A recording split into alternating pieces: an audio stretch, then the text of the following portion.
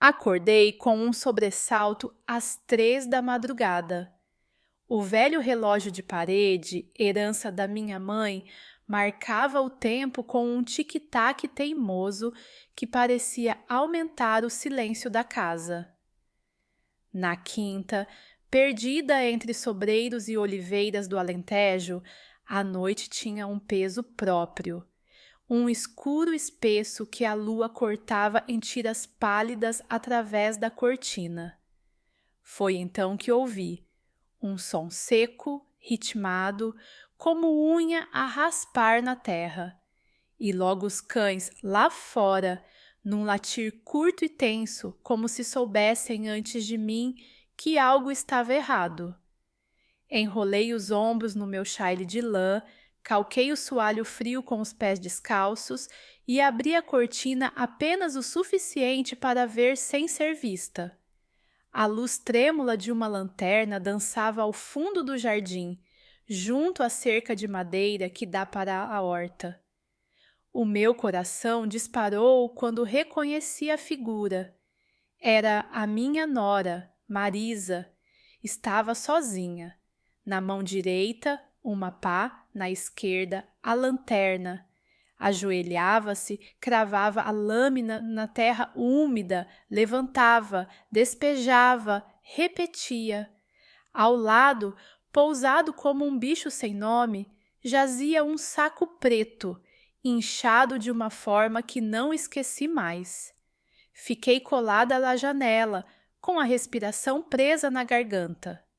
Marisa não era descuidada. Assim que a cova ganhou profundidade, empurrou o saco para dentro, cobriu-o com terra, alisou, calcou com as botas e, por fim, espalhou punhados de erva seca para disfarçar. Olhou 2 vezes para a casa, ombros duros, pescoço tenso, apagou a lanterna e deslizou de regresso como uma sombra. Apenas quando ouvi a porta do seu quarto fechar devagar é que soltei o ar, curto, trêmulo, como se a criminosa tivesse sido eu. Não consegui ficar na cama. A imagem daquele saco cresceu dentro de mim como uma febre. Peguei no pequeno sacho do Eduardo, o meu filho, e saí para o frio úmido que morde os ossos. A lua prateava o chão. Os cães, já calados, seguiam-me com olhos brilhantes. Escavei onde os passos de Marisa tinham amassado a terra. Bastaram poucos golpes até o ferro bater em algo duro. Ajoelhei-me e usei as mãos, unhas na lama, dedos a tremer. Quando puxei o saco para fora, o sangue martelava-me nos ouvidos. O fecho abriu num arranco. Dentro, faca de cozinha com a lâmina suja de um vermelho escuro e espesso, e uma camisa de trabalho do Eduardo, mal dobrada, manchada do mesmo vermelho. O cheiro metálico subiu-me pelo nariz e o mundo inclinou-se. A terra veio ao meu encontro e eu apaguei ali, ao lado do buraco. Quando recobrei sentidos, o sereno colara-me o chale às costas. Empurrei tudo de volta para o saco com mãos sujas, tapei a cova como estava e entrei cambaleante, gelada, com um único pensamento a latejar. O meu filho não viera à casa nessa noite. De manhã, a luz amarela entrou pela porta de madeira. O cheiro do café, que noutras horas me acalma, hoje parecia distante. Marisa lavava pratos no lava-louça. Mexia as mãos em silêncio, ritmadas, como quem pratica uma frase estudada. O Eduardo não dormiu em casa, disse eu, tentando que a voz não me falhasse. Ela endureceu os ombros, não virou a cara. Discutimos, saiu zangado. A resposta caiu lisa, polida, sem tropeços, e falsa como uma moeda de lata. Sentei-me à mesa, a olhar para a chávena que o meu filho usa todos os dias. Estava fria. o lugar dele, vazio, o coração, uma pedra. Ia insistir, mas a minha neta Antônia, de 6 anos, entrou a correr, olhos de canica e boca suja de sopa. Avó, se calhar a mamã foi com o senhor alto do perfume bom, deu-me rebuçados, disse que queria ser o meu papá. A colher caiu-me da mão. Marisa deixou estalar a louça, sorriu sem mostrar dentes e apressou. Coisas de criança. A voz traiu-a num fiapo.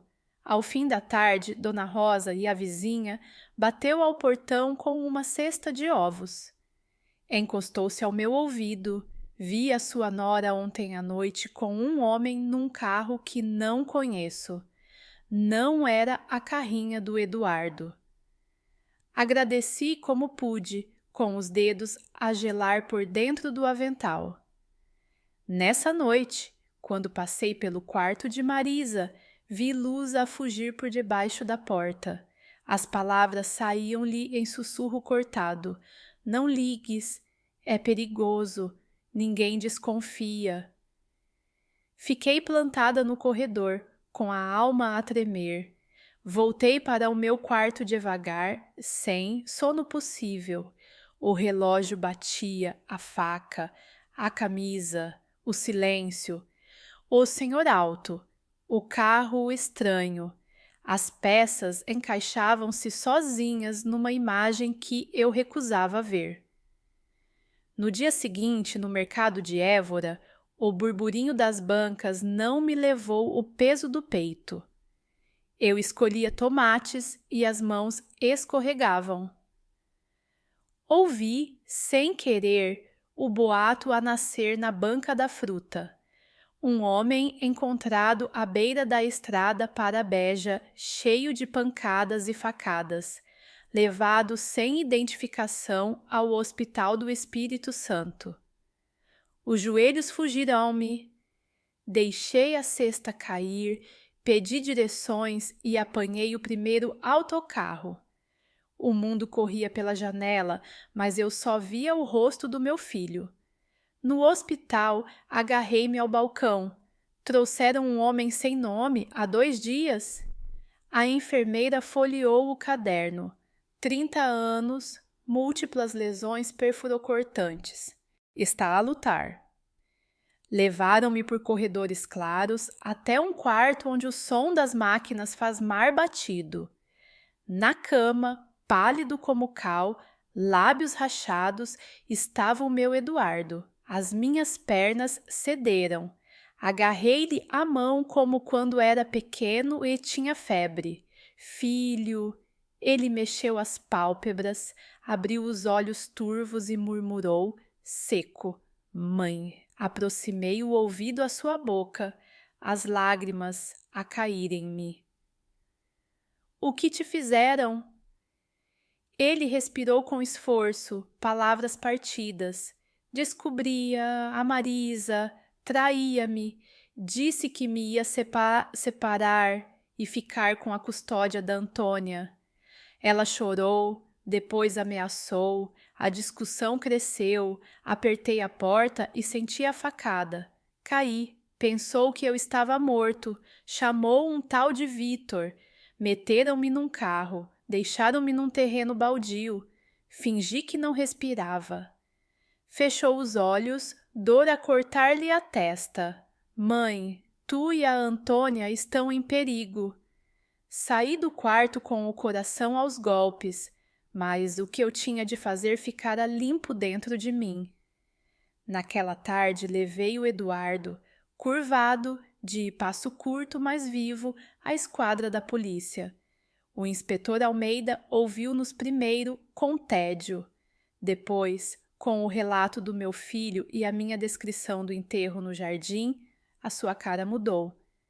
Vamos à sua quinta imediatamente, mandou uma equipa. Eu fiquei a rezar o meu terço na sala de espera, cada conta uma súplica. Voltaram ao fim do dia com um saco de provas, a faca e a camisa. As impressões no cabo eram da Marisa, o sangue do Eduardo. A rádio do inspetor crepitou.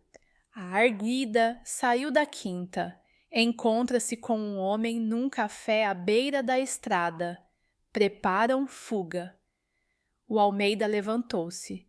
Intercetem. Sentei-me, apertei o terço, pedi a Nossa Senhora que pusesse um anjo na vereda.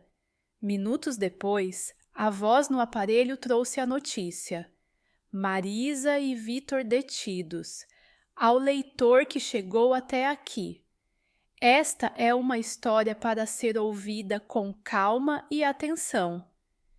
Se valoriza narrativas verdadeiras, fortes e humanas, subscreva ao canal e deixe um comentário a dizer de que cidade nos escuta.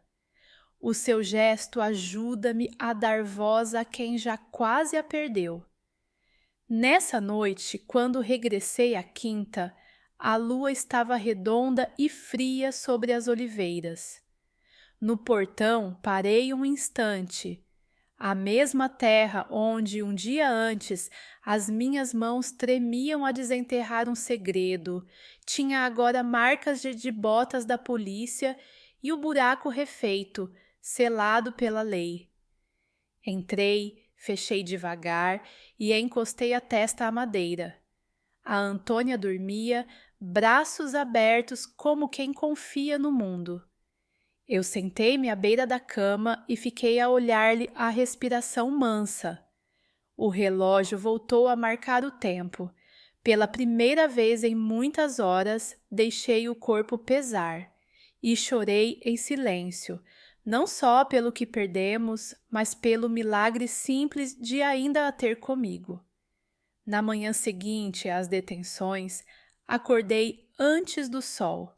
O galo ainda não cantara e eu já estava na cozinha, a mexer o café com uma colher que batia no fundo como um sino pequeno. A casa tinha aquele silêncio de dia novo, mas o meu peito parecia um quarto com portas a bater. A Antônia dormia no quartinho ao lado, abraçada ao urso de peluche que o pai lhe oferecera no último Natal.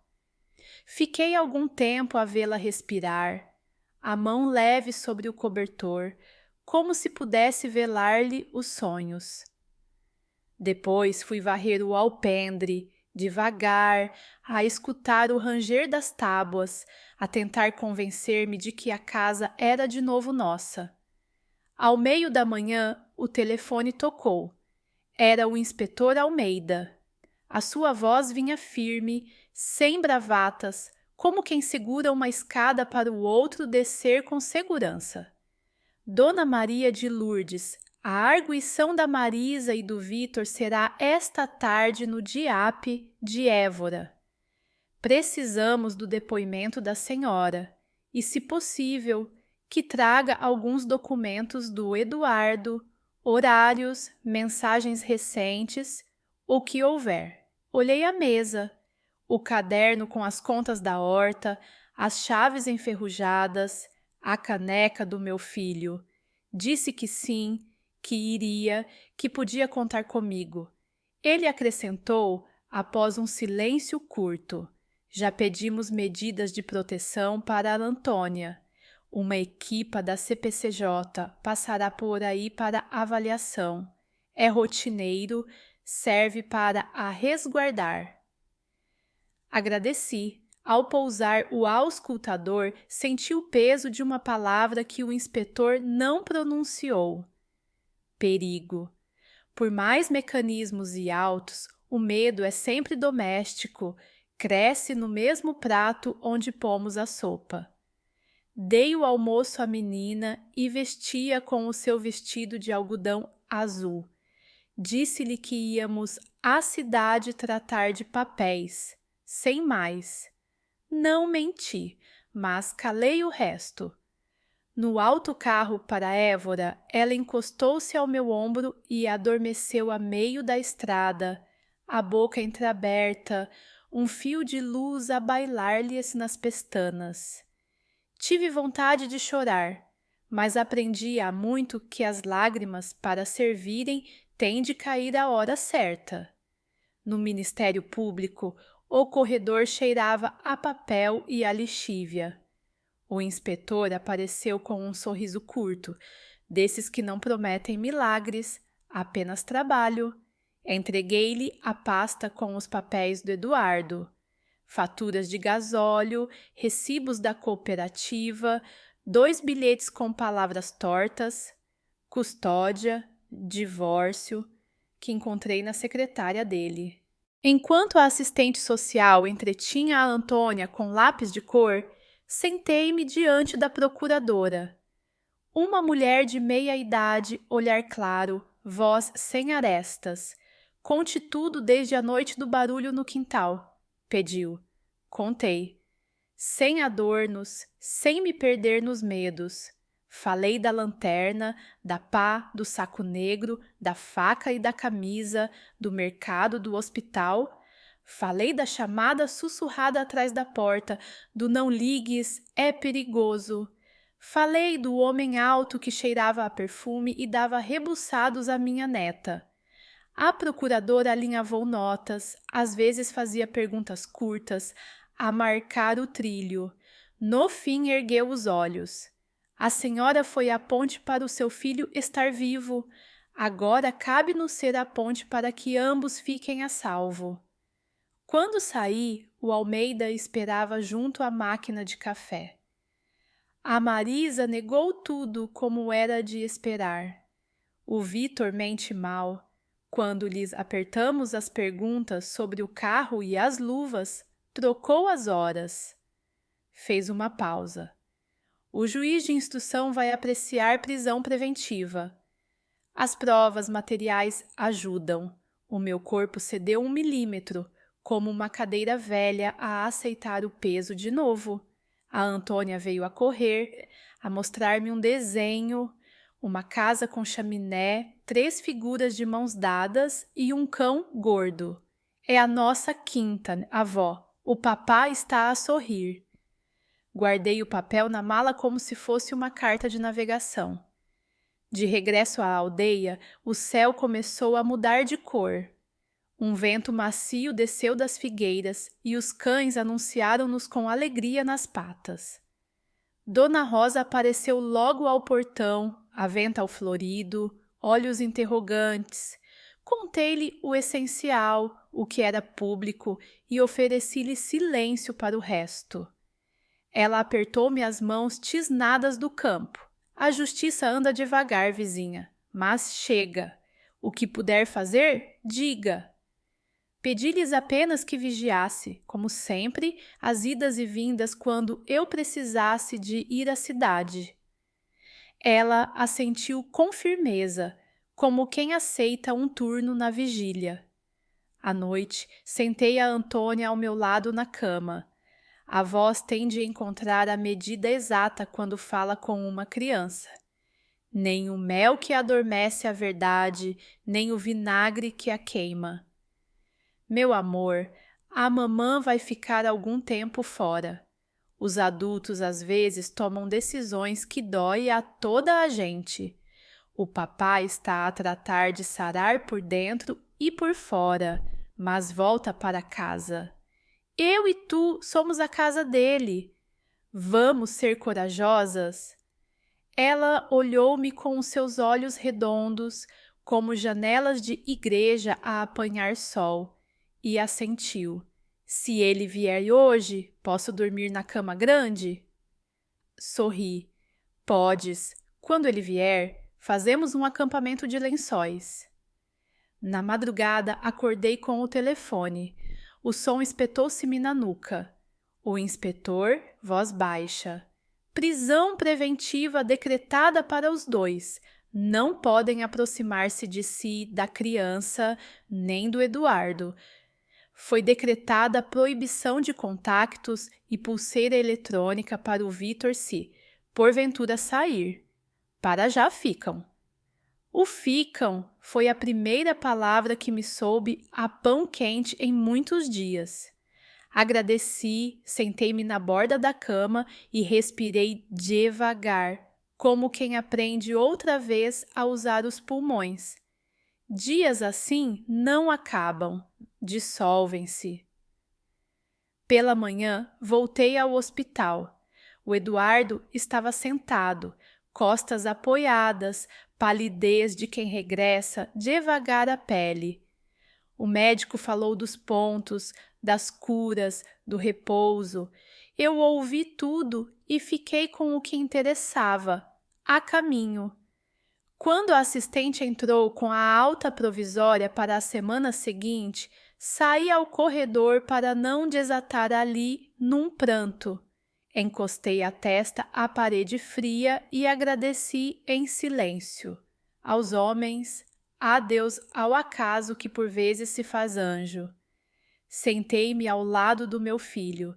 A Antônia desenhou-te a sorrir. Mostrei-lhe o desenho. Ele passou os dedos devagar pela folha, como se tocasse uma pétala. Não quero que ela cresça a confundir medo com normalidade. Mãe, concordei. Nem eu. Em casa vamos pôr o relógio outra vez a mandar. Não o segredo, não o susto. Ele sorriu muito leve, como quem ainda se dói ao fazê-lo. O inspetor disse-te alguma coisa? Contei-lhe das medidas, do que estava garantido, do que faltava. A procuradora vai acusar por homicídio na forma tentada e sequestro. O resto são as mãos do tempo a fechar a ferida. Quando regressamos, a tarde estava grávida de luz. No portão, as galinhas picavam a terra ao lado do buraco onde um dia eu desenterrei a minha própria coragem. Peguei no sacho, olhei de frente a mancha mais clara do solo e pela primeira vez não estremeci. A terra já estava limpa pela justiça. O medo, esse, tinha de ser limpo à mão. Passei as horas seguintes a ajeitar a horta. Arranquei ervas, abri regos, deitei sementes de feijão frade. Cada gesto reensinava-me uma pequena obediência. Água, paciência, sol, espera. A vida também é isto, intervalos de cultivo entre tempestades. Ao fim do dia, a CPCJ apareceu. 2 técnicas com pastas e sorrisos gentis, perguntas que cuidavam, não feriam. Viram o quarto da Antônia, o frigorífico, a despensa, a botica de remédios, os livros de histórias. Falaram com a menina no alpendre enquanto eu fingia arrumar a gaveta dos panos. Ouvi risos e alívio. Depois sentamo-nos à mesa. Dona Maria de Lourdes, a criança permanece consigo. O pai, quando tiver alta, retoma os cuidados parentais progressivamente. Vamos acompanhar durante uns meses. Qualquer aproximação indevida, ligue de imediato. Agradeci. A Antônia veio enroscar-se-me no braço e eu beijei-lhe do cabelo, o cheiro a sabão simples, essa santidade discreta do cotidiano. Nessa noite, telefonei a Dona Rosa. Venha amanhã jantar conosco. Trago eu as couves. Fazemos um caldo verde a sério. Ela riu, feliz por haver tarefas simples que voltavam a ser convite, né? Fechei a porta, apaguei as luzes devagar, deixei só a lâmpada pequena da cozinha a lembrar um farol. Deitei-me tarde, mas não foi o sono que me levou. Foi a paz a aproximar-se de mansinho, como o gato que escolhe o colo. Fiquei a ouvir o relógio bater os quartos. Pensei no que havíamos de ajustar quando o Eduardo regressasse. Mudar os móveis do quarto dele, tirar da casa tudo o que traga sombras, arrumar os papéis num sítio só, pôr um trinco novo na porta das traseiras. Sobretudo, ensinar a Antônia pequenas rotinas de coragem. Acordar a cama, varrer o degrau, regar as flores e o que fazer sempre que o coração bater depressa. Chamar, respirar, nomear o medo. Antes de adormecer, abri a janela. A lua, nova ainda, era apenas unha brilhante a riscar o céu. A quinta cheirava a terra molhada e a vida. Pensei na Marisa e no Vitor, não lhes desejei desgraça. Desejei-lhes o peso exato dos seus atos. Que a justiça fizesse o que a justiça sabe: separar, medir, devolver à sociedade com a verdade inscrita. Quanto a mim, propus ao coração um pacto: não dar-lhes mais o meu sono. De manhã, o Eduardo telefonou cedo. Mãe, sonhei que voltava a casa. A Antônia corria ao meu encontro e eu conseguia pegá-la ao colo sem doer. Ri-me ao telefone, aquela risada breve que seca os olhos. Então prepara os braços, meu filho. Vamos treinar cada dia até ser verdade. Pus água ao lume, cortei o pão, abri as janelas, a casa encheu-se de luz clara. No quadro da Antônia, ao pé do frigorífico, havia agora um novo desenho, uma árvore grande e pendurado num ramo, um coração vermelho. Por baixo, as letras tortas dela escreveram Casa Forte. Enquanto mexia a panela, falei baixinho para mim, para a mulher que fui e para a que estava a reaprender a ser. Há dias em que a coragem é sair para o campo com as mãos vazias. Noutros, é ficar e arrumar gavetas. Hoje, a minha coragem foi simples: deixar o dia entrar. E com ele, a promessa de que a nossa história, que começou na noite mais dura, vai prosseguir, sem pressa, com verdade, até refazer aquilo que a faca tentou cortar. O sol erguia-se preguiçoso sobre as colinas do Alentejo quando caminhei até o quintal. A terra ainda estava úmida do orvalho e os galos competiam em vozes para anunciar o dia. Coloquei as mãos na cintura e inspirei fundo. O cheiro da terra lavada dava-me sempre forças, mas aquele dia trazia um peso novo. O Eduardo preparava-se para receber alta parcial do hospital. Regressaria à quinta com vigilância médica, mas regressaria. Só o pensamento dele a atravessar novamente a nossa porta enchia-me o peito de uma esperança tão viva como dolorida. Passei a manhã a preparar o quarto dele. Troquei os lençóis, arejei o colchão e retirei tudo o que pudesse trazer-lhe lembranças da noite maldita. Guardei a roupa manchada que restava num saco fechado. Um dia, talvez, tivesse coragem para deitá-la fora, mas por agora ela limitei-me a escondê-la. No criado mudo, deixei o terço do meu marido, já falecido, como quem deixa uma sentinela. A Antônia ajudou-me como podia, colocou flores silvestres num copo de vidro e disse com o sorriso aberto: "O papá vai gostar, avó. As flores fazem os sonhos bonitos." Beijei-lhe a testa, sentindo-me por um momento inteira. Ao final da tarde, fomos juntos buscá-lo. O hospital cheirava a desinfetante e esperança. Quando o vi surgir, apoiado no bastão que a fisioterapeuta lhe oferecera, quase não consegui conter as lágrimas. Estava magro, os olhos ainda cansados, mas vivo. Vivo!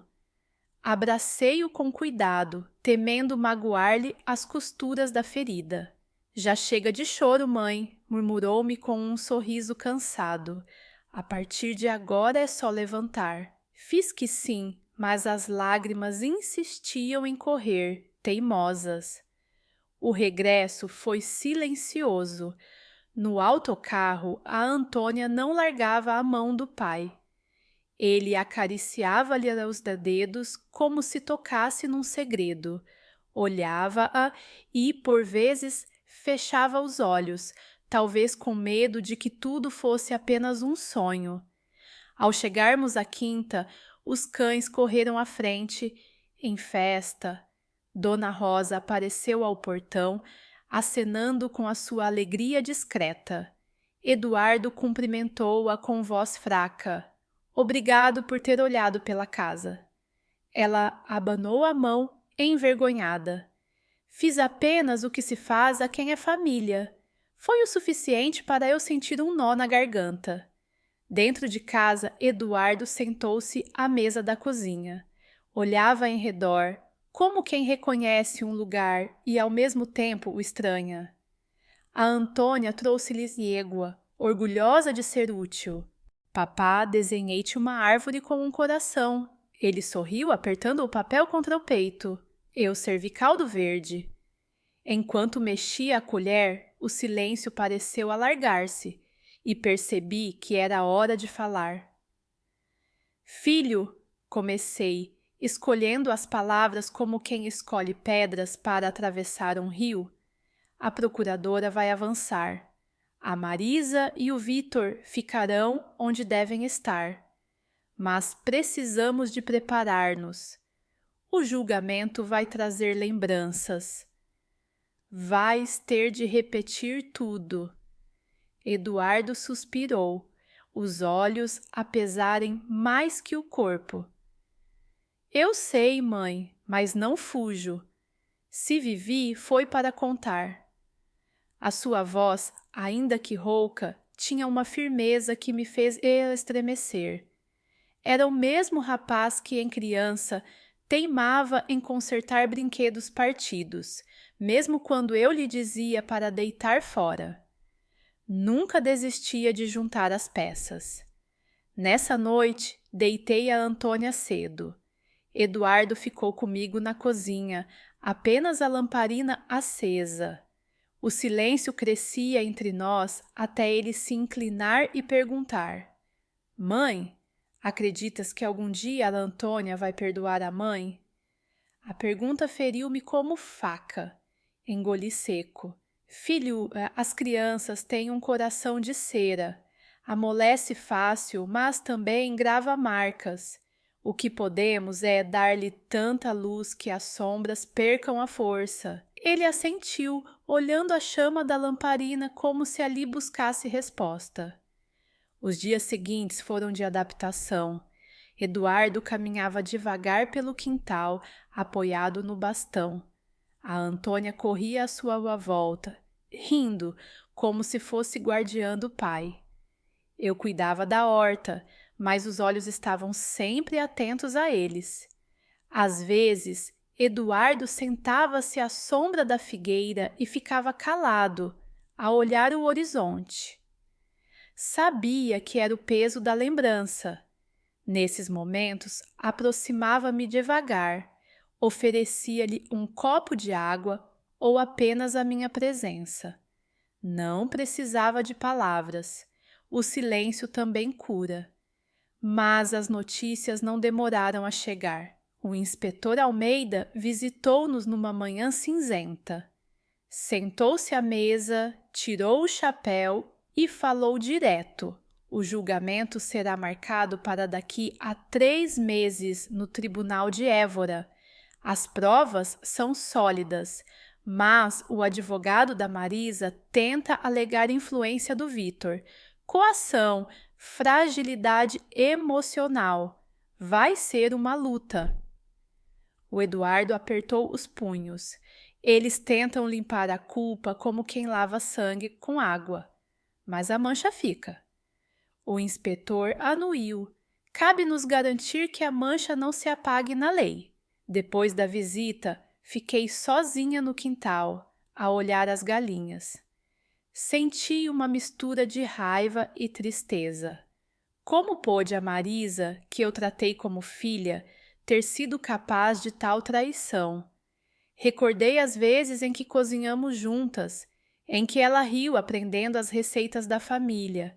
Agora, a imagem dela enterrando o saco perseguia-me como um pesadelo. Respirei fundo. O tempo diria a sua sentença, mas eu tinha de me manter firme para o meu filho e para a minha neta. Certa noite, acordei com um som no corredor. Levantei-me devagar, o coração a disparar. Era o Eduardo, a suar, agarrado ao peito. Corri para ele. Outra vez o pesadelo? Perguntei. Ele acenou, olhos cheios de dor. Sonhei que voltavam a empurrar-me para o carro, mãe. Acordei a sentir o frio do baldio. Sentei-o na cadeira, segurei-lhes as mãos. O baldio ficou para trás, filho. Agora tens raízes aqui, em casa. Ele respirou fundo, como quem tenta acreditar. Passei-lhe uma toalha molhada pelo rosto. Um dia estes sonhos vão diminuir, mas até lá eu estarei ao teu lado. O Eduardo sorriu de leve, cansado. Ainda bem, mãe, ainda bem. Na manhã seguinte, a Antônia trouxe-me um desenho novo. Eram 3 figuras, ela, o pai e eu, de mãos dadas, debaixo de um sol enorme. Olhei-o com lágrimas nos olhos. Talvez, pensei, a criança esteja já a reconstruir a nossa história à sua maneira. E se ela consegue, nós também conseguimos. À hora do jantar, sentei-me com eles à mesa. O cheiro do pão fresco enchia a cozinha. Eduardo ergueu o copo de água e disse: "A vida, mãe, a vida que ficou e a que ainda virá." Ergui o meu também. A Antônia riu, erguendo o seu copo de leite. "A vida, papá." E pela primeira vez em muito tempo senti que a casa respirava. Os dias começaram a alinhar-se como pedras na borda do poço, uma ao lado da outra, firmes, sem espaços para tropeço. O Eduardo fazia o seu plano de fisioterapia religiosamente. De manhã, caminhava do portão à figueira, da figueira ao tanque, 2 voltas primeiro, depois 3, até 4, sempre com o bastão, o passo curto a lembrar que a vida, às vezes, recomeça devagar. Eu seguia a seu lado, não por medo de queda, mas porque as mães aprendem cedo que a presença também é bengala. A Antônia desenhava setas no chão com um pau, marcando linhas de chegada, e aplaudia cada vez que o pai passava por cima delas. Havia risos, pequenos como pássaros, mas havia também silêncios que pesavam como pedras de moinho. Ao fim de uma semana, a procuradora chamou-nos. Fomos a Évora, aquela luz branca das manhãs a bater nas fachadas, e entramos no edifício onde o eco repete as vozes como se fossem muitas. A senhora explicou com calma o que viria. Acusação formal de homicídio na forma tentada e sequestro para a Marisa. Cumplicidade e encobrimento para o Vítor. Havia ainda a agravante de colocação da vítima em situação de abandono. Falou de prazos, de diligências, de uma coisa chamada instrução que eu entendi como antecâmara, uma sala onde se decide se vamos, de facto, para a grande sala. Saí de lá com a sensação de que a justiça é um caminho de regos e valas. Quem sabe o trilho, passa. Quem não sabe, afoga-se na lama das palavras. Nesse mesmo dia, o inspetor Almeida apareceu com um dossiê. Pousou-o na nossa mesa da cozinha, as mãos abertas como quem entrega um pão. Temos registros de chamadas entre a Marisa e o Vítor na noite dos factos, disse, e cruzamos dados de localização do telemóvel dele com o terreno baldio. O Eduardo respirou fundo. E a minha camisa? O inspetor assentiu. Já não são apenas objetos, são provas periciadas. O laboratório falou claro. Agradeci com um olhar.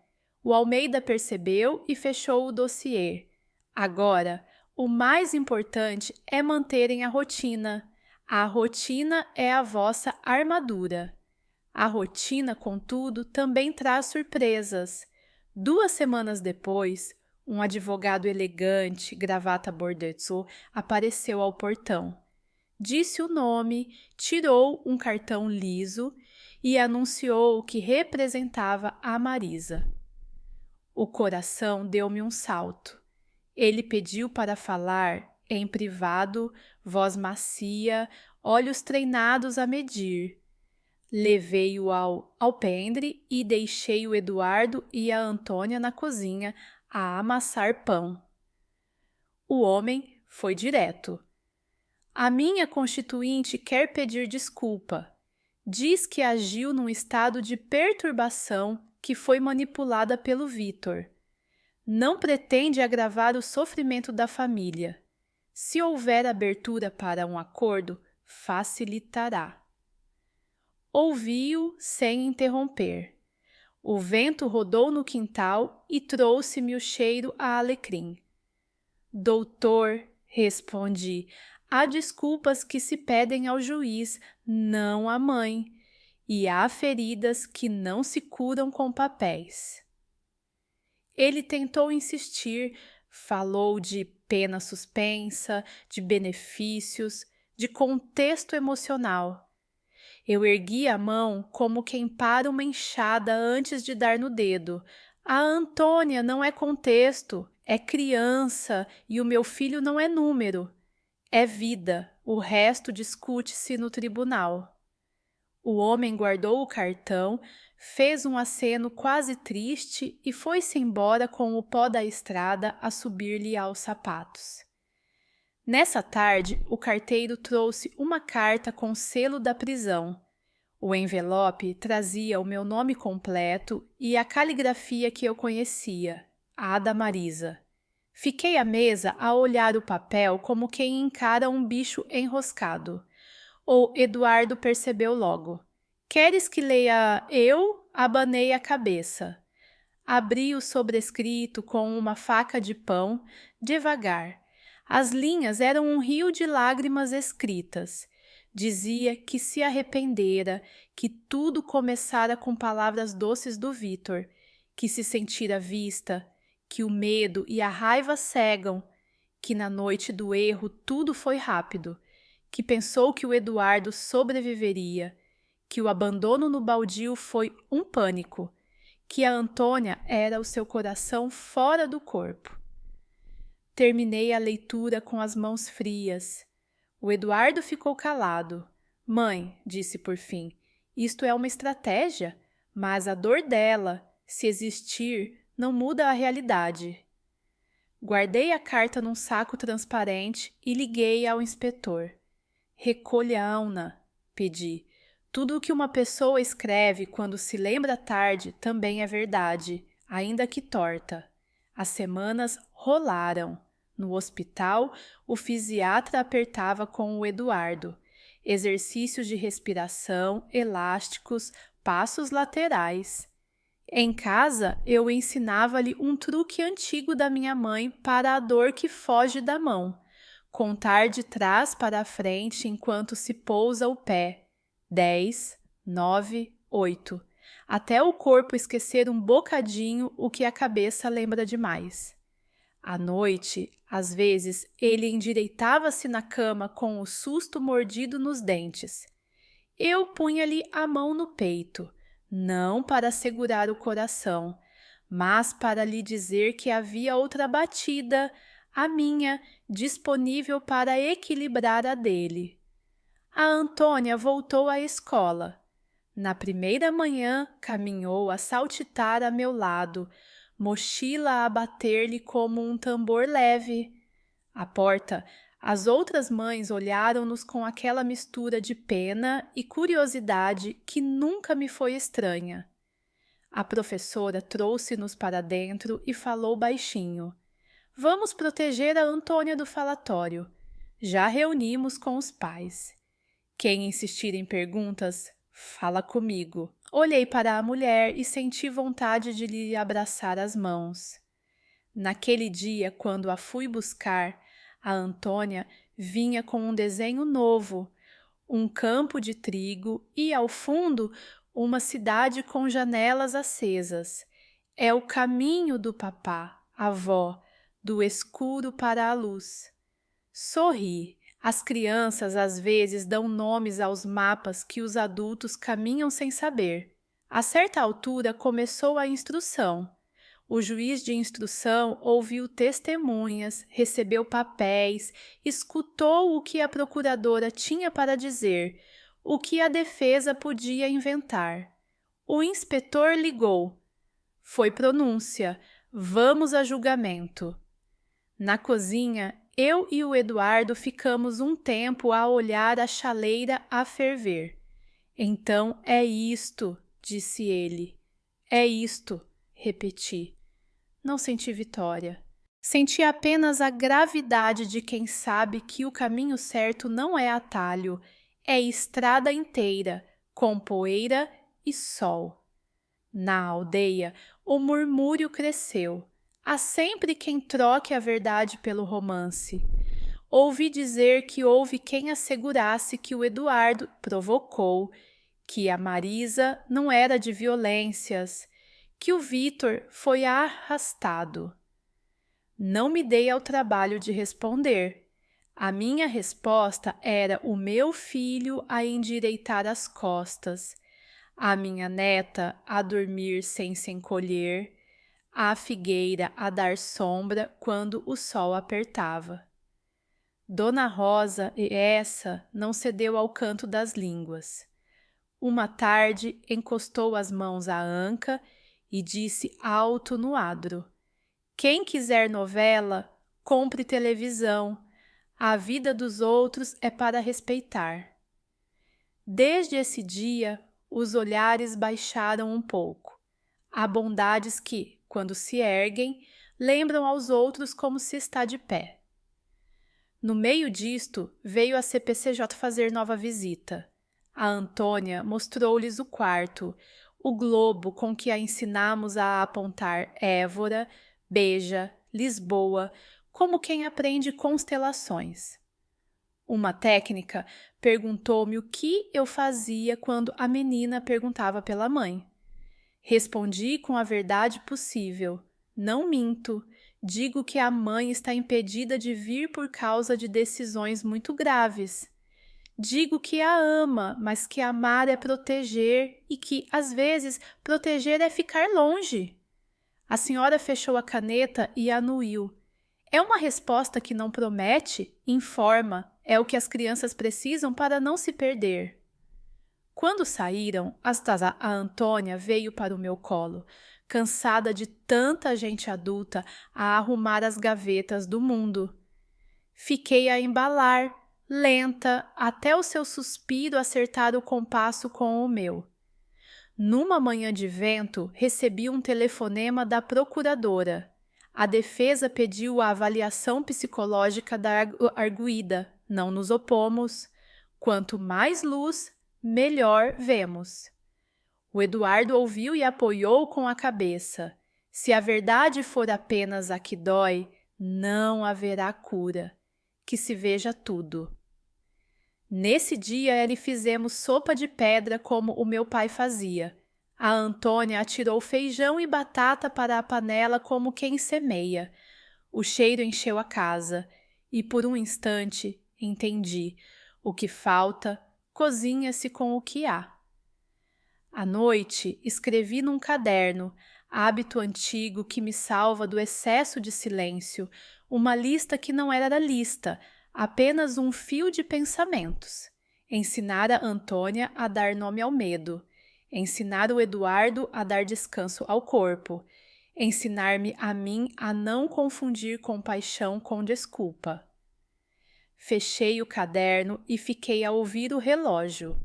O tempo, mesmo quando parece parado, está sempre a afinar o mundo. Chegou o dia em que o advogado do Eduardo, um homem sério, de mãos calmas, veio preparar-nos para o que a sala grande pede. Sentou-se, pediu água e começou. No tribunal há regras. Quando lhe perguntarem, Dona Maria de Lourdes, fale devagar, não adivinhe. Diga o que viu, como viu, o que ouviu, como ouviu.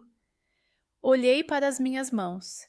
Lembrei-me da terra fria sob as unhas, da lâmina a brilhar a lua, da camisa com o vermelho escuro. Se me tremer a voz? Perguntei. Ele sorriu. A verdade não precisa de cantar, basta dizer-se. Ao Eduardo, pediu que repetisse os acontecimentos sem adornos. O meu filho falou, pausado. Quando terminou, o advogado pousou a caneta. É isto, duro e claro. Na véspera da primeira audiência, arrumei a casa como se fosse receber alguém importante. Por que era? Era a justiça. Mudei lençóis, abri janelas, lavei o chão da cozinha, lustrei o tampo da mesa. Não porque o juiz viesse cá, mas porque eu precisava que a casa fosse outra vez lugar limpo. À noite fomos os 3 à missa das 7. A igreja estava meia, as velas a fazer mar no altar. Acendi uma por nós, outra pela verdade, outra pela Marisa. Não por ela merecer, mas porque o meu coração precisa de não ficar preso em grades que não se veem. Disse a Nossa Senhora, dá-nos firmeza que a brandura eu aprendo. Quando saímos, o céu tinha aquela cor de ameixa que anuncia fresco. A Antônia deu-me a mão. Avó, amanhã se eu ficar com medo, posso apertar o teu dedo? Sorri e mostrei-lhe o indicador. Este é teu, quando quiseres. Ela riu, satisfeita. O Eduardo, ao nosso lado, inspirou fundo, como quem enche os pulmões para um mergulho. Vamos por fim contar tudo onde deve ser contado, disse. E depois, mãe, depois havemos de voltar para a horta e para as setas da Antônia. Pousei-lhe a mão no braço. Depois voltamos para a vida, e a vida não é pouca coisa. Nessa noite, quase não dormi, mas não foi o medo que me abriu os olhos.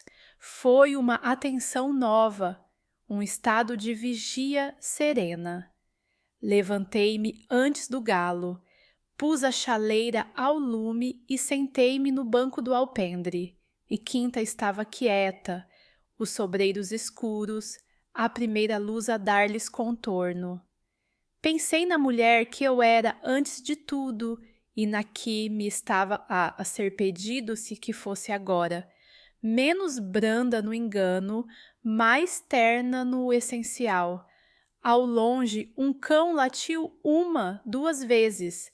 Respondi-lhe como se me entendesse. Estamos prontos. Quando a chaleira assobiou, voltei para dentro. O relógio bateu às 6. Toquei a porta do quarto do Eduardo. Filho, disse baixinho, chegou o dia. Ele abriu, ainda com o rosto meio de sombra, e sorriu, aquele sorriso novo, com uma cicatriz a marcá-lo de leve, não de feio, mas de verdadeiro. Chegou, mãe. Peguei no meu chale, ele no bastão, a Antônia no indicador prometido. Senti que as 3 mãos, a dele, a minha, a dela, formavam uma coisa só. E saímos para a estrada ainda azul, como quem caminha uma linha reta que, enfim, aprende a não se desviar. Na manhã marcada para o julgamento, o ar em Évora parecia mais denso. O céu estava cinzento, carregado, como se ele próprio soubesse que ali se decidiria mais do que um processo. Vesti o meu chale azul escuro, o mesmo que usei no casamento do Eduardo, e apertei-o sobre os ombros. Não era vaidade, era armadura. O Eduardo seguia ao meu lado, de bastão na mão e olhar firme, embora o cansaço ainda lhe marcasse o rosto. A Antônia ficou com a Dona Rosa, que prometeu cuidar dela como de uma filha. Antes de sairmos, a menina apertou o dedo prometido, e sussurrou: Avó, quando tiveres medo, lembra-te de mim a sorrir. Beijei-lhe a testa e levei comigo essa força pequena, mas imensa. À porta do tribunal havia jornalistas, câmaras, microfones, vozes apressadas a lançar perguntas. Senhora Maria de Lourdes, acredita na condenação? Eduardo, perdoaria a Marisa? O inspetor Almeida abriu caminho, sério, e nós passamos como quem atravessa uma enxurrada, com passo seguro e sem olhar para os lados. No interior, o corredor cheirava a madeira antiga e a papel. O advogado do Eduardo esperava-nos calmo como quem segura a corda antes da travessia. Respirem, hoje apenas começamos. A verdade já está do vosso lado. Entramos na sala. Era grande, com bancos corridos, crucifixo ao alto, bandeira de Portugal erguida. O juiz, de toga negra, olhava com firmeza e neutralidade. Do outro lado, via Marisa. O choque foi inevitável. Tinha o cabelo preso, os olhos baixos, as mãos trêmulas. Não era a mulher que via enterrar o saco no quintal. Parecia uma sombra dela, quebrada. Ao lado, o Vítor, mais altivo, olhar de desafio, como quem ainda acredita que pode dobrar a realidade. Desviei os olhos, porque dentro de mim o coração gritava e não queria que me vissem vacilar. O julgamento começou com a leitura da acusação. A procuradora enumerou factos, datas, provas, a faca com sangue, a camisa, os registros telefônicos, o abandono no baldio.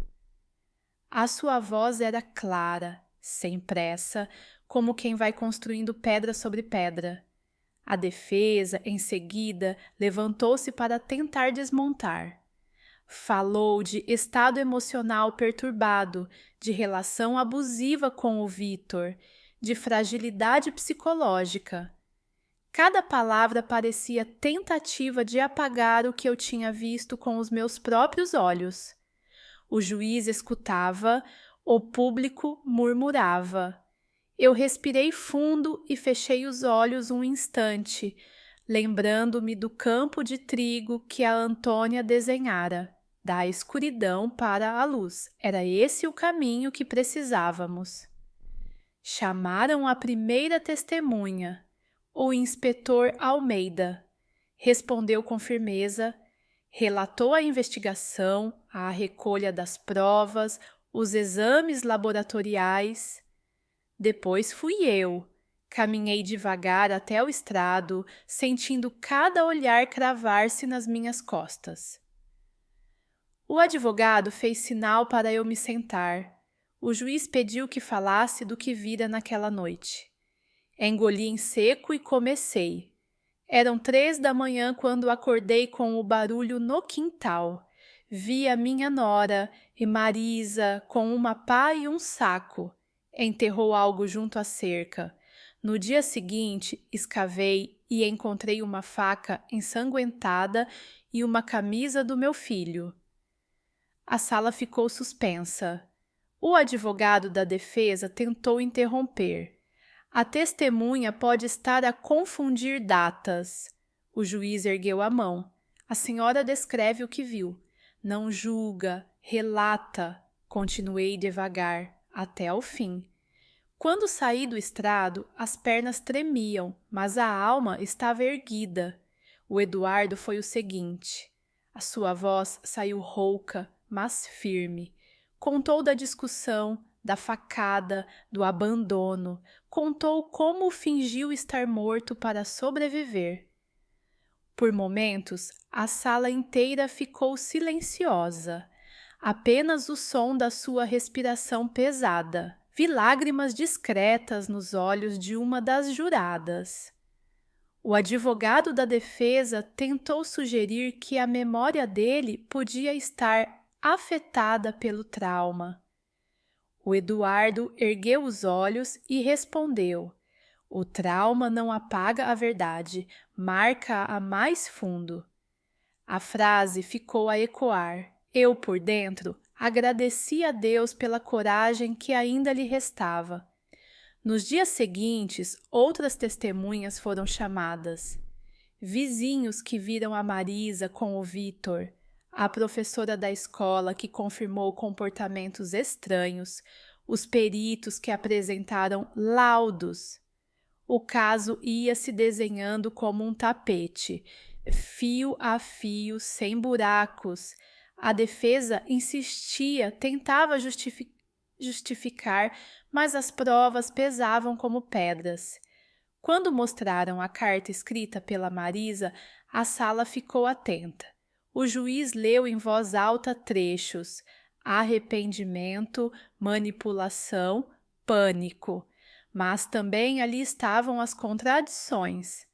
A procuradora sublinhou: quem se arrepende procura ajuda, não enterra provas. Numa das sessões mais duras, chamaram a Marisa a depor. Ela levantou-se, mãos trêmulas, e chorou. Disse que amava a filha, que se sentira sozinha, que o Vitor a tinha enredado. Pediu desculpas ao Eduardo, olhando-o de frente. O meu filho ficou imóvel, apenas o olhar firme, sem rancor visível, mas também sem absolvição. Quando ela terminou, o silêncio foi pesado. O juiz agradeceu e pediu que se sentasse. Eu, por dentro, sentia-me rasgada entre a lembrança da jovem que acolhi em casa e a mulher que quase matou o meu filho. Mas segurei-me porque sabia que compaixão não anula justiça. No último dia foi o Vitor a falar. Arrogante, negou quase tudo. Disse que apenas ajudara por lealdade, que nunca soubera do ataque, que só queria proteger a Marisa. As contradições surgiram logo. O procurador mostrou registros de chamadas, descreveu as mensagens, apontou a hora em que ele esteve no terreno baldio. As palavras dele foram se desfazendo como areia. No final, já não havia desafio nos seus olhos, apenas raiva contida. O julgamento fechou com as alegações finais. A procuradora pediu condenação exemplar, lembrando que o que esteve em causa não foi apenas a vida do Eduardo, mas a integridade de uma família, de uma criança. A defesa pediu clemência. O juiz encerrou a sessão anunciando que a sentença seria lida dentro de semanas. Saímos da sala como quem sai de uma batalha, cansados, mas de pé. No caminho de regresso à aldeia, o Eduardo respirou fundo. Agora já não depende de nós, mãe. Assenti. Depende do tempo e da justiça, mas o que dependia de nós, contar, resistir, não calar, já fizemos. A Antônia correu ao nosso encontro ao chegar à casa, abraçando o pai com força. Foste corajoso, papá? Ele sorriu e respondeu: fui, filha, mas a coragem maior foi tua, por esperares por mim. Nessa noite, quando a casa silenciou, sentei-me no alpendre. O céu estava limpo, cheio de estrelas. Pensei no caminho que ainda faltava, a espera pela sentença, a reconstrução da vida, as cicatrizes que ficariam para sempre, mas também pensei na força que já tínhamos mostrado. E compreendi que acontecesse o que acontecesse no tribunal, nós já tínhamos vencido. Vencido o medo, a mentira e a escuridão. O resto seria apenas confirmar em papel o que já estava gravado no coração. As semanas que se seguiram ao julgamento foram as mais longas da minha vida. Cada dia parecia arrastar-se como uma carroça pesada em estrada de lama. O Eduardo recuperava devagar, mas ainda gemia ao deitar-se, ainda se apoiava no bastão para andar até ao quintal. Eu fazia de tudo para que não lhe faltasse nada, mas por dentro sentia que estava suspensa, presa a uma corda que podia arrebentar a qualquer instante. A Antônia, com a sua inocência, perguntava por vezes quando a mãe regressaria. Eu sorria-lhe, acariciava-lhe o cabelo e desviava a conversa. Não queria carregar aquela menina com verdades que nem eu sabia como suportar. O rancho, apesar de ferido, voltou a ter alguma rotina. As galinhas ciscavam, as vacas mugiam, o moinho rangia ao vento. Contudo, em cada canto havia uma sombra. À noite, o tic-tac do relógio parecia mais alto, como se me lembrasse de que o tempo estava a contar até o dia da sentença. Rezava o terço antes de adormecer, pedindo forças para aguentar e para proteger os meus. Recordava as palavras do advogado: confiem, a verdade é robusta, ninguém a pode apagar. Mas a minha alma de mãe tremia, porque sabia que, em tribunal, às vezes a verdade precisa de lutar contra paredes altas. Finalmente chegou a manhã da leitura. Vestimos roupas simples, mas limpas. O Eduardo pôs a sua camisa branca, engomada com cuidado, e eu o chale azul que já se tornara símbolo dos dias decisivos. A Antônia ficou de novo com a Dona Rosa, que lhe prometeu bolo de laranja para distraí-la. O caminho até Évora foi silencioso. O céu estava coberto de nuvens, mas no horizonte surgia um rasgo de luz dourada. Tomei aquilo como sinal. No tribunal, a sala estava cheia. Rostos conhecidos da aldeia misturavam-se com jornalistas. O juiz entrou, o silêncio caiu como pedra na água.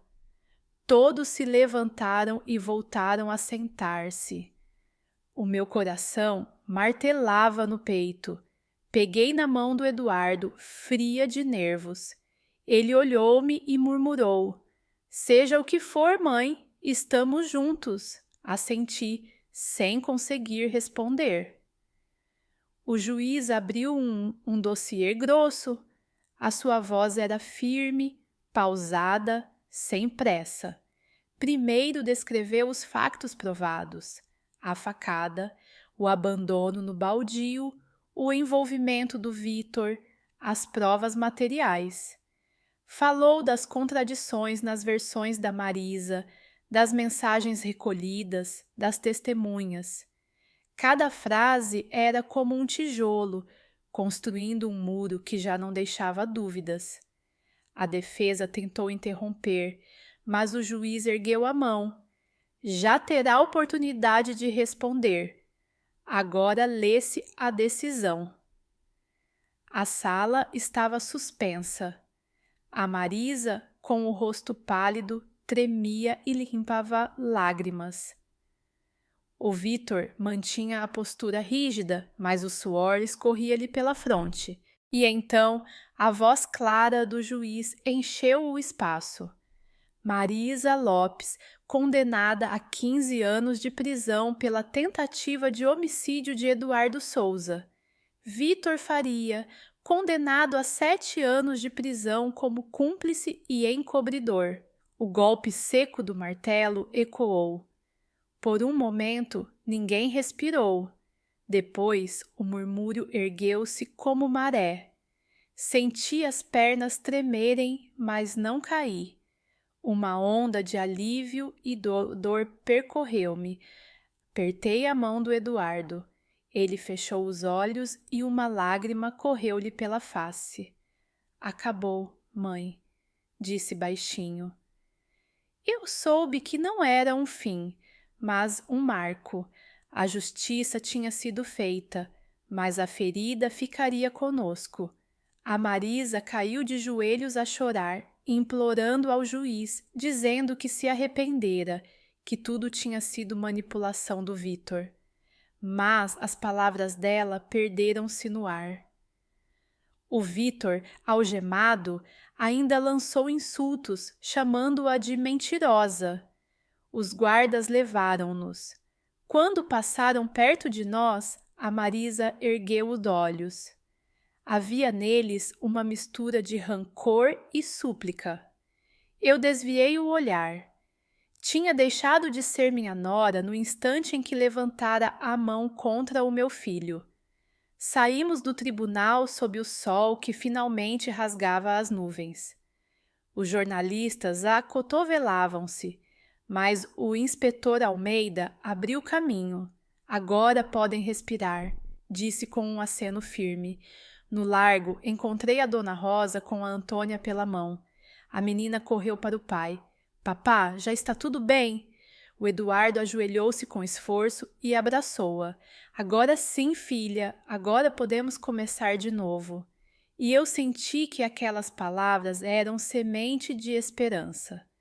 Nos dias seguintes, a aldeia inteira soube da sentença. Uns mostravam apoio, outros cochichavam pelas esquinas. Mas a verdade era conhecida. O Eduardo tinha sobrevivido, a justiça tinha falado e nós podíamos recomeçar. A Marisa e o Vitor ficariam atrás das grades. O silêncio pesado do rancho começou a levantar-se pouco a pouco. As galinhas cacarejavam como antes e até o cantar do galo soava mais vivo. No entanto, à noite, quando o rancho mergulhava na escuridão, eu ainda acordava com lembranças daquela madrugada em que havia enterrado o saco. O medo não desaparece de um dia para o outro. É como sombra que precisa de tempo e luz para se dissipar. Mas cada vez que olhava para Antônia, deitada tranquila, ou para o Eduardo, sentado à mesa a beber o seu café, eu encontrava coragem para seguir. Na missa de domingo, acendi uma vela, uma pela saúde do Eduardo, outra pela proteção da Antônia, e uma terceira, difícil, pela alma da Marisa. Não porque quisesse perdoar já, mas porque não queria que o ódio apodrecesse dentro de mim. A Padre Jorge disse, ao final, que perdoar não é esquecer nem desculpar, mas libertar-se do peso. Talvez um dia consiga, pensei. Por enquanto, bastava-me saber que estávamos vivos e os juntos. O tempo começou a correr de outra forma. Já não estávamos suspensos pela espera da sentença. Agora o futuro, embora incerto, era nosso. O Eduardo decidiu retomar o pequeno negócio da família, a olaria. Disse que queria mostrar à filha que das mãos podem nascer coisas belas, mesmo depois de tanta dor.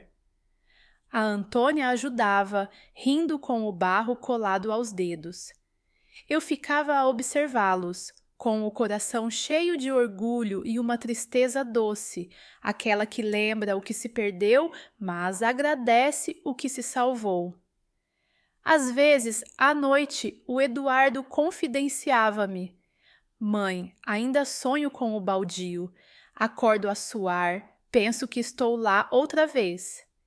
Eu segurava-lhe a mão e respondia: Filho, os pesadelos são ecos, mas cada manhã que acordas vivo, eles perdem força. E abraçava-o como quando era menino. Porque no fundo nunca deixamos de ser mãe e filho, mesmo quando o tempo e a dor nos endurecem. A aldeia, com o passar dos meses, voltou à normalidade, mas eu sabia que nada seria como antes. Havia uma cicatriz em nós invisível, mas tão real como a do peito do Eduardo. Essa cicatriz seria memória e lição, que nunca devemos ignorar os sinais do silêncio, os segredos enterrados na noite, e que a coragem, mesmo tremendo, é o que nos salva. Na varanda, certa tarde, olhando o pôr do sol tingir de dourado os campos, pensei: sobrevivemos à escuridão. Agora resta-nos aprender a viver na luz. A justiça tinha falado. A vida continuava. E nós, com as nossas dores, íamos continuar também. As estações foram passando e, com elas, o peso dos dias mais negros começou a transformar-se em recordação. O rancho, outrora marcado pelo silêncio sufocante e pelos sussurros de medo, voltou a encher-se de sons familiares. O mugido das vacas pela manhã, o canto dos galos ao despontar do sol e até o vento que atravessava os campos de trigo parecia trazer uma melodia diferente, como se a própria terra quisesse dizer que ainda havia vida depois da tempestade. Eu, que tantas vezes temi que a minha família se desmoronasse, percebi que a esperança pode ser frágil, mas quando encontra raízes, cresce até nas terras mais duras. O Eduardo, embora ainda marcado pela cicatriz no peito, retomou pouco a pouco as forças. Nos primeiros dias precisava do bastão para se apoiar, caminhando com cautela, como se o corpo temesse lembrar-lhe do passado. Mas o tempo e a sua vontade de não se deixar vencer devolveram-lhe a firmeza. Voltei a vê-lo erguer o azadão, a cuidar das plantas, a endireitar a cerca de madeira que o vento tantas vezes derrubava. Era como se quisesse provar a si mesmo e a todos que estava vivo que nada o faria desistir. Ao observá-lo, o meu coração de mãe oscilava entre orgulho e dor. Orgulho por vê-lo reerguer-se, dor por saber que aquelas cicatrizes, tanto no corpo como na alma, nunca desapareceriam por completo. A Antônia era a luz que iluminava os nossos dias. A inocência da infância ajudou-a a lidar com a ausência da mãe. Durante semanas, fazia perguntas, sempre com aqueles olhos redondos, cheios de confiança. Avó, quando é que a mamã volta? Eu respondia com ternura, procurando não deixar transparecer a dor. Dizia-lhe que a mãe estava longe, mas que o pai e a avó estariam sempre ao seu lado. Com o tempo, deixou de insistir. A infância tem essa força estranha, sabe transformar a ausência em rotina. A menina corria pelo quintal, ria ao alimentar as galinhas e inventava canções que ecoavam pelo campo. A sua alegria era bálsamo para as nossas feridas. Nos domingos, levava-a comigo à pequena igreja de Évora. Atravessávamos a praça, sempre cheia de gente a conversar, e ao entrar no templo, acendíamos velas. Eu acendia uma pelo Eduardo, uma pela Antônia e, ainda que me custasse, uma pela alma da Marisa. Não porque tivesse conseguido perdoar, mas porque compreendi que o rancor não podia dominar o meu coração. A fé ensinou-me que perdoar não é esquecer, é libertar-se das correntes invisíveis que nos prendem ao passado. Rezava em silêncio, pedindo forças para criar um lar onde a Antônia pudesse crescer sem medo. Um lar onde o amor fosse mais forte do que as cicatrizes. A aldeia nunca esqueceu a história. As pessoas ainda cochichavam nos mercados, ainda lançavam olhares discretos quando eu passava. Uns vinham oferecer ajuda, outros apenas curiosidade. Eu aceitava o que era dado com bondade, mas não permitia que a curiosidade alheia definisse a nossa vida. Aprendi a erguer a cabeça, a responder com dignidade. A justiça já tinha falado, e só isso me bastava. O resto, o tempo encarregar-se-ia de apagar. Houve dias em que o medo voltou a assombrar-me. À noite, acordava sobressaltada, imaginando que alguém podia regressar, que a vingança podia bater à porta. Mas depois via o Eduardo a dormir, cansado, mas sereno, e ouvia a respiração tranquila da Antônia no quarto ao lado. E lembrava-me das palavras do juiz, firmes como pedra. A verdade prevaleceu. Era essa frase que me embalava até conseguir voltar a adormecer. O Eduardo, decidido a deixar para trás o peso do passado, abriu a pequena olaria que pertencera ao seu avô. Disse-me que queria que a Antônia crescesse a ver o pai trabalhar com as próprias mãos, a compreender que da terra e do barro podem nascer coisas belas. Eu ajudava como podia, pintando as peças mais simples, cuidando do forno. Era um trabalho humilde, mas cheio de significado. Cada jarro moldado era um símbolo de recomeço, cada peça de barro que saía das mãos dele era uma prova de que a vida podia renascer das cinzas. Uma tarde, sentamo-nos no alpendre, observando o céu tingir-se de dourado. A Antônia corria atrás das borboletas, rindo alto. O Eduardo olhou para mim e disse com voz grave: Mãe, não quero que a minha filha cresça no meio de segredos e medos. Quero que saiba a verdade, mas no tempo certo. Quero que veja no pai a força de se levantar depois da queda. Eu apertei-lhe a mão e respondi: Ela já vê, filho, a tua vida é o testemunho mais forte. As lágrimas que me subiram aos olhos não eram de tristeza, mas de esperança. De vez em quando, recebíamos visitas do senhor Manuel e da dona Rosa, que nunca nos abandonaram. Trazem legumes da horta, pão fresco, histórias da aldeia. O senhor Manuel, com a sua voz grave, dizia ao Eduardo: A vida deu-te uma segunda oportunidade, rapaz.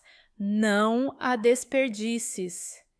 O meu filho assentia com humildade, e eu sentia que aquelas palavras lhe entravam fundo na alma. Os meses transformaram-se em ano. A ferida já não doía tanto, mas a cicatriz permanecia. A Antônia crescia saudável, cheia de sonhos. Às vezes perguntava se podia aprender a moldar barro com o pai, e a cozinha enchia-se de gargalhadas quando ela chegava com as mãos sujas de argila. Eu observava essa cena com o coração cheio. Sabia que o futuro ainda guardava dificuldades, mas também sabia que juntos as enfrentaríamos. Naquela varanda, onde tantas vezes chorei em silêncio, aprendi a sorrir de novo. O vento trazia o cheiro dos campos, as estrelas cintilavam sobre o telhado e eu pensava: sobrevivemos à noite mais escura. Agora caminhamos para a luz. Não era um final perfeito, mas era um recomeço.